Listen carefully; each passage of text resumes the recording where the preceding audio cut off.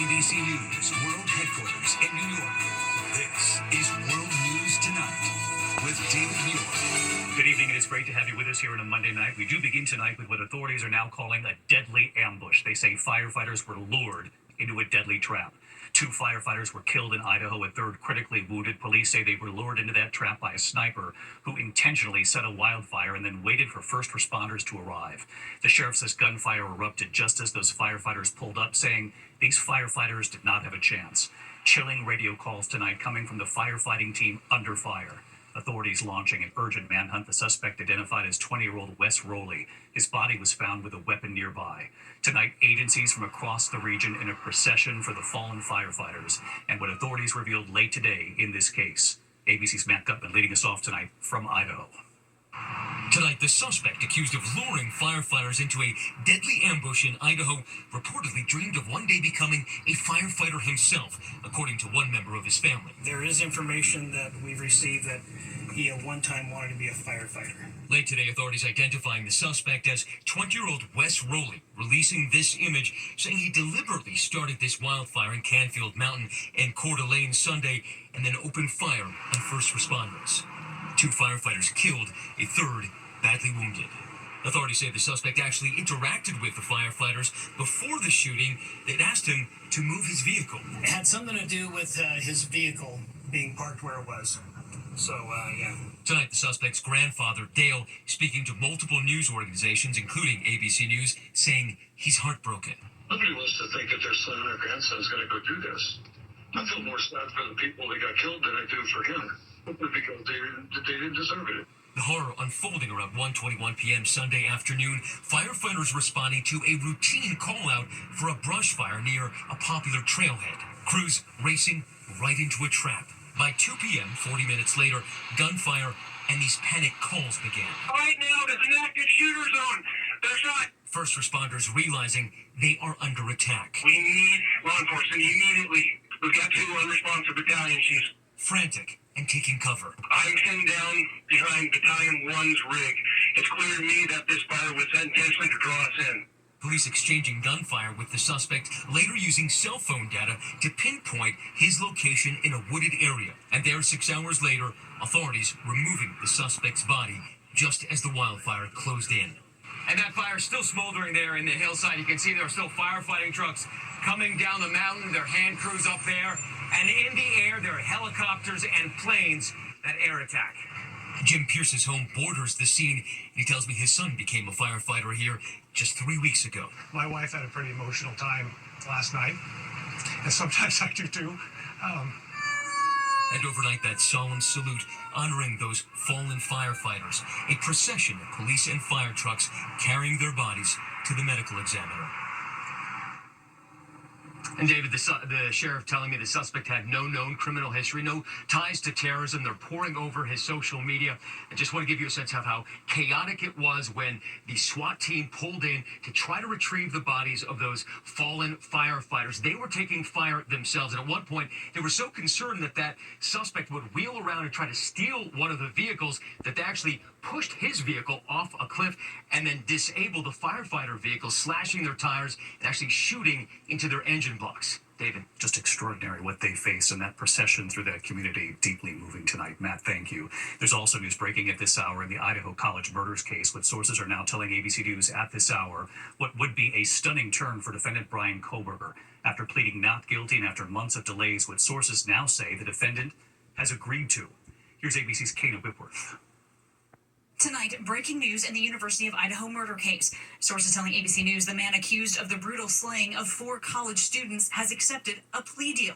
According to sources, Bryan Kohberger will plead guilty to all 4 counts of murder and will be sentenced to 4 consecutive life sentences with no possibility of parole, and is waiving all rights to an appeal in this proposed deal. This is all in exchange for the death penalty to be taken off the table. In a letter provided to victims' families, the state will also seek restitution, saying this solution is our sincere attempt to seek justice for your family. But for every person involved, justice can look different. Does justice lie in a conviction? I don't think there's going to ever be any justice. I mean, yeah, we can have justice for the conviction of it, but I don't get to still hang out with Ethan. So They still don't get to. they don't have a with son. their child. They don't have a daughter anymore. So is that justice? Probably not. Now, David, a change of plea hearing is set for Wednesday, sentencing then expected later in July. And as you mentioned, simply a stunning turn of events, David, in a case that has gripped this nation. Kana Whitworth with what sources are telling ABC News at this hour. Kana, thank you. Now to Capitol Hill tonight. Senate Republicans trying to push through President Trump's massive tax cut benefiting wealthy Americans and the president's cuts affecting health coverage for more than 11 million Americans. Food stamps and college aid affected as well. Tonight, some critics in his own party defying the president, refusing to support it. One senator saying he won't run again. And Elon Musk again warning against this bill now threatening Republicans who vote for it. Mary Bruce at the White House tonight. Tonight, Senate Republicans scrambling to push through the massive tax cuts and spending bill at the heart of President Trump's agenda. Let's vote. This is good for America. This is good for the American people. It's good for working families. The bill includes roughly $4 trillion in tax cuts for the wealthy, along with new funding for immigration enforcement, and fulfill some campaign pledges like no taxes on tips and overtime. It also guts Biden-era clean energy initiatives and slashes Medicaid, something Trump promised he would not do. A new estimate from the nonpartisan Congressional Budget Office predicts some 11.8 million Americans would lose their health coverage over the next decade. It's the biggest Medicaid cut in history and represents the largest transfer of wealth in history. It is caviar over kids, hedge funds over health care. Trump insists the Medicaid cuts only target waste, fraud, and abuse. But a member of his own party, Republican Senator Thom Tillis of North Carolina, says the president doesn't understand his own bill. So what do I tell 663,000 people in 2 years or 3 years when President Trump breaks his promise by pushing them off of Medicaid because the funding's not there anymore yet? When the White House senators advising the president are not telling him that the effect of this bill is to break a promise. Trump furious with Tillis, threatening to primary him, but Tillis refusing to cave, instead announcing he won't run for re-election, saying leaders who are willing to embrace bipartisanship, compromise, and demonstrate independent thinking are becoming an endangered species. Other Republicans alarmed by the bill's price tag, which by one estimate would add at least $3.3 trillion to the debt over the next 10 years. Tonight at the 11th hour, Elon Musk swooping in again, declaring every Congress member who votes yes should hang their head in shame, threatening they will lose their primary next year if it is the last thing I do on this earth. And Republicans in the Senate want to vote on this bill tonight. Reminder, they can only afford to lose 3 Republicans and still pass this. And right now, more than that remain undecided. And even if this bill ultimately passes the Senate, it then goes back to the House, where Speaker Johnson has that razor-thin majority. And already some Republicans are opposing the changes made in the Senate, David. Mary Bruce tracking this into the night at the White House there. Mary, thank you. Now, just as millions travel for the July 4th holiday, the severe storms, damaging winds moving up the I-95 corridor, Philadelphia, New York City, all included in this. Ginger Z is standing by with the forecast. And Stephanie Ramos on the challenges already tonight. Tonight, families packing airports and highways, getting a head start on the 4th of July. If you thought last year was busy, AAA says buckle up. 1.3 million more of us will be hitting the road this year than last. Driving the increase? The lowest summer gas prices in more than 4 years, according to AAA. Gas Buddy says the national average is just $3.14 a gallon. And experts say the busiest days to drive are July 2nd, that's Wednesday, and Sunday, July 6th. But it's not all smooth sailing. In Washington County, Maryland this morning, a wind turbine blade slid off a truck, blocking Interstate 70. One person was hurt. And southwest of Savannah Sunday, multiple Amtrak passengers rushed to the hospital with heat exhaustion after being stuck for hours. As always, weather is the X factor. Over the weekend, massive tornadoes tore across the northern plains, and dozens of planes at Atlanta's Hartsfield-Jackson Airport were taken out of service after wind and hailstorms. David, right now here at LaGuardia and other Northeast airports, delays are starting to pile up due to thunderstorms in the area. David. Yeah, and I fear that could get much worse in the next 24 hours. Steph, thank you. Let's get right to Chief Meteorologist Ginger Z. Of course, tracking these storms moving right into the Northeast. Hi, Ginger. Hi, David. The impacts from tonight's storms, I would call the appetizer to the main dish of severe weather that's coming for us tomorrow afternoon. Let's go ahead and go through the maps. Those slow-moving storms could produce 1 to 2 inch per hour rainfall rates for Baltimore and Washington, D.C. are in a flood watch right now. Pittsburgh also in that. But watch as the cold front approaches. And by tomorrow afternoon, I'd say after 4 p.m., you really need to start paying attention to that area that we've highlighted. That's a level 2 out of 5. Baltimore and Washington, D.C. are back in it. We stopped the clock at 7 p.m. when this computer model has those storms coming through Philadelphia, New York City, and even into Connecticut. The damaging wind in excess of 70 miles per hour would be the main hazard with that. Lightning on those runways is never good either. And then by the holidays, looking much better, David, for the Mid-Atlantic and Northeast. Just a stormy bit as we go toward the Gulf Coast. Yeah, just got to get through these next 24 hours. Everyone be safe out there on the roads. Ginger, thank you. We'll see you first thing in the morning. Here in New York City tonight, the dramatic moment, the Disney cruise rescue boat racing to a father and daughter after the girl fell overboard and that father then jumping in to try to save his daughter. Here's ABC's Victor Kendo now. Tonight you're watching dramatic moments on the high seas. Rescue boats racing to a father and daughter who went overboard. The pair treading choppy waters. Watch as the crew on that small yellow boat from the Disney Dream pulls the two on board. The Disney ship was returning to Fort Lauderdale Sunday after a 4-night Bahamian cruise. Passengers tell us the girl somehow fell off and her dad jumped in after her.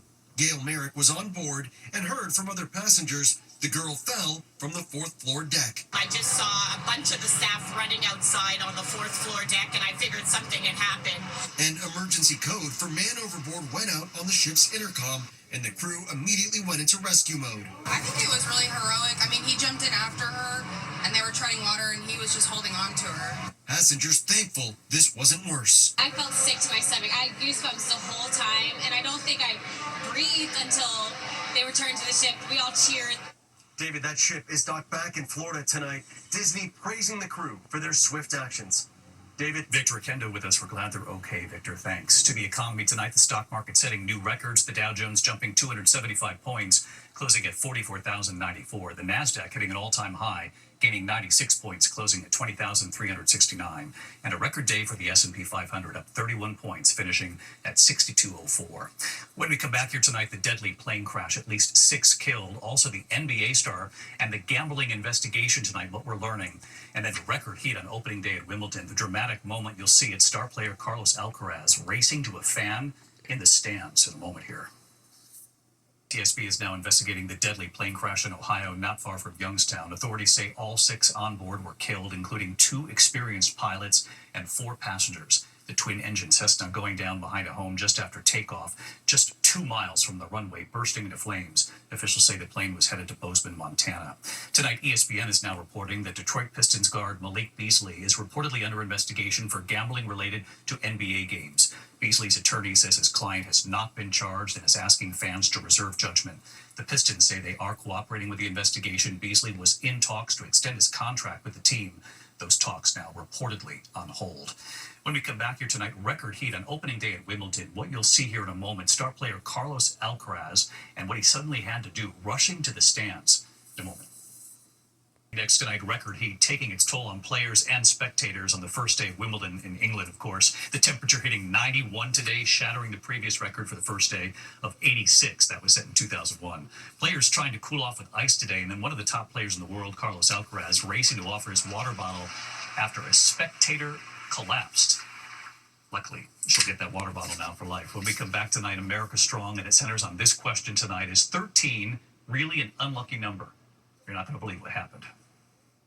Finally tonight, they were engaged on Friday the 13th, married on Friday the 13th. They thought 13 was their lucky number.